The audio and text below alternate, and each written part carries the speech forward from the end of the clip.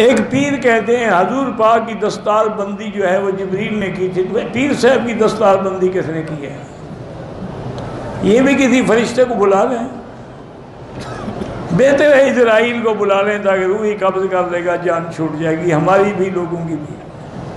झूठ भी हद होती है।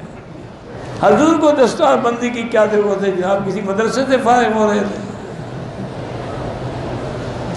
यानी झूठ बोलने का सलीका भी नहीं आता।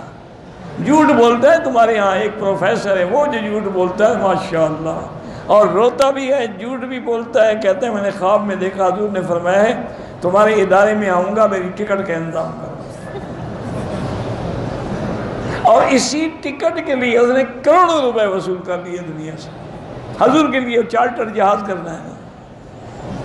इन्ना लिल्लाहि व इन्ना इलैहि राजिऊन। मुझे मिला था, मैंने कहा यार तुम पढ़े लिखे आदमी हो, ये क्या क्या? उन्होंने कहा मैंने तो ख्वाब बयान किया था, लोगों ने पता नहीं क्या बना रखा है। मैंने कहा था ख्वाब देखा है। तो ख्वाब जो होते हैं सच्चे झूठे भी।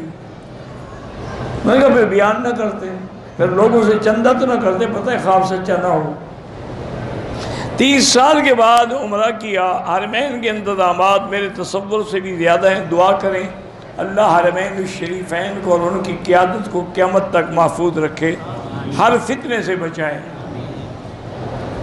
उम्रा मुकम्मल किया, होटल में आया, साहब ने मेरा सेफ्टी से सर के बाल उतार दिए। एक मौलवी कहते हैं हज़रत खिज़र जो हैं वो दरियाओं के सरदार हैं। मौलवी साहब को मिले हैं, वे झूठ गढ़ते, कोई इनको खुदा का खौफ नहीं आता।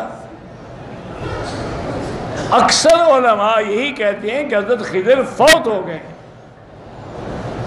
अगर वो जिंदा होते लाज़िमन हुजूर की खिदमत में हाजिर होकर कलमा पढ़ते।